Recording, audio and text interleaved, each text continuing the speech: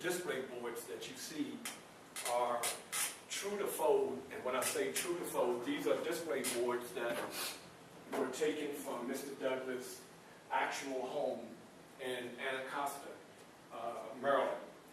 Anacostia is the home that he bought after leaving Rochester, New York. And the reason they left Rochester, New York, because someone blew up their home.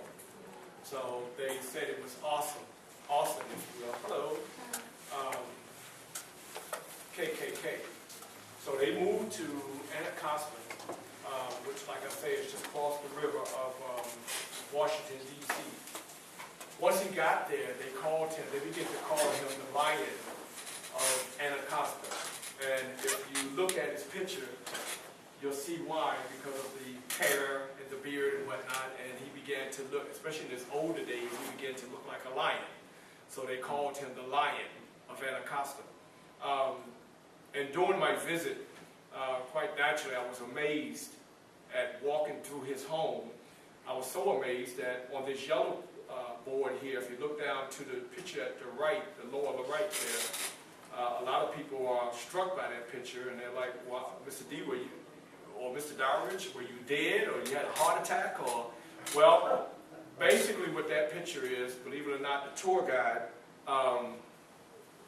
who took us through the home, I questioned him. I said, well, how did Frederick Douglass die? And he said, well, he died, believe it or not, at the foot of the stairwell. And he had just left a meeting with Susan B. Anthony. Okay, him and Susan B. Anthony were very close. They were very good friends. And he was a big supporter of women's rights. And on his death day, which was February the 20th, 1994, I keep twisting it around, 1894, he was 77.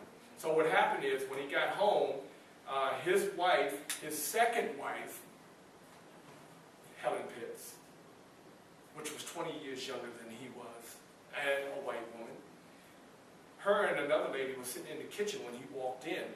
And he told them that, hey, I just came back from a women's suffrage meeting, and we had a good time.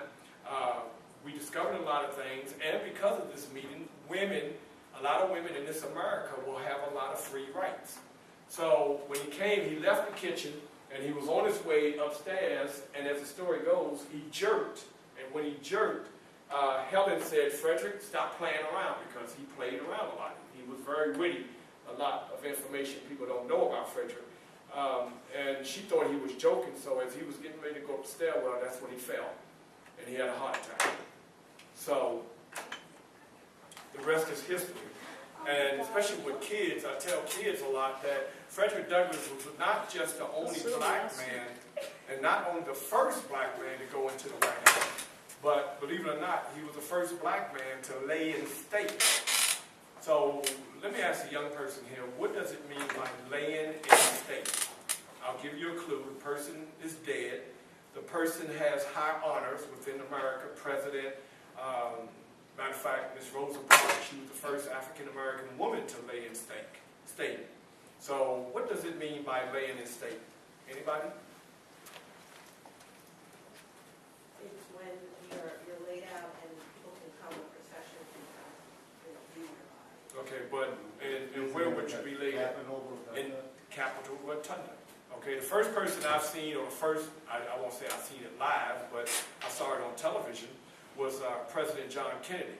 When he laid out in state, he was laid out in state, and as a matter of fact, my first grade class at Turner Station Elementary in Baltimore, Maryland, we went to the White House on a tour. So I met President John Kennedy in a roundabout way, me as being a witty kid. When the rest of the class was walking down the hallway, I was the last kid, and I was playing around, and President Kennedy came, and he put his hands on my head as to ask me, son, what were you doing? And I looked up at him, and I'm in the first grade. What am I thinking about? What is a kid thinking about in the first grade? You got the President of the United States, And then a couple of years later, you turn around, now this man is dead. You know, how amazing is that, you know? And then you wind up being one of the first African Americans to be bused to a white school in integration, when integration started in Baltimore in 1964.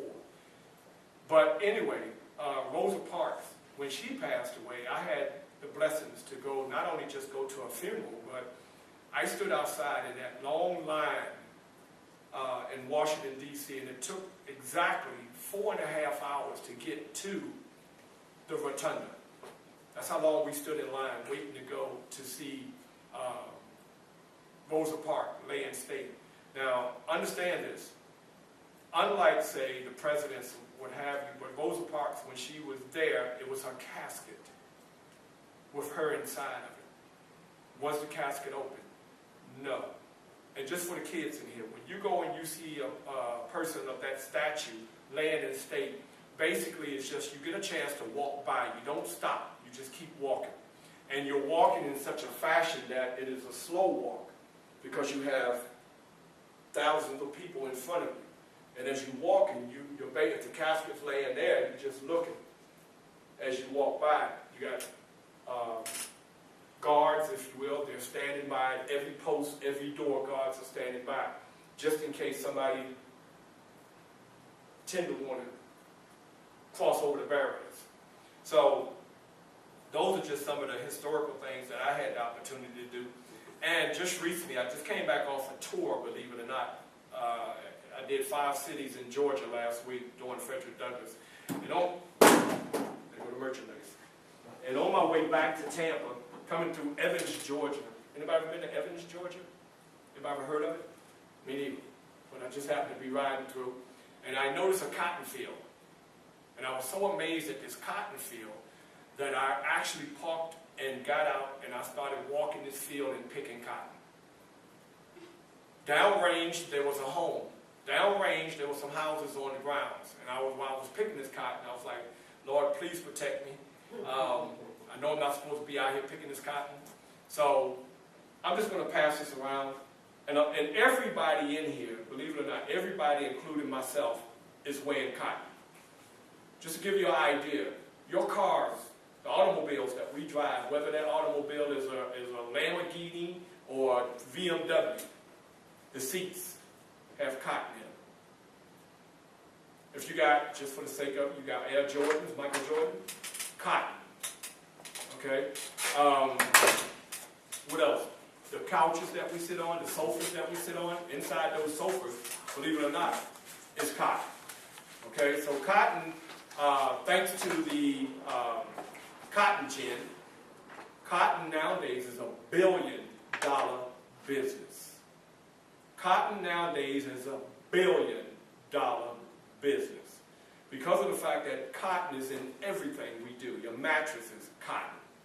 Sofa, cotton. Clothes, cotton. Car seats, cotton. Everywhere you look, cotton. As a matter of fact, as I pass this around, if you have cotton on, smell your garment and then smell the cotton. And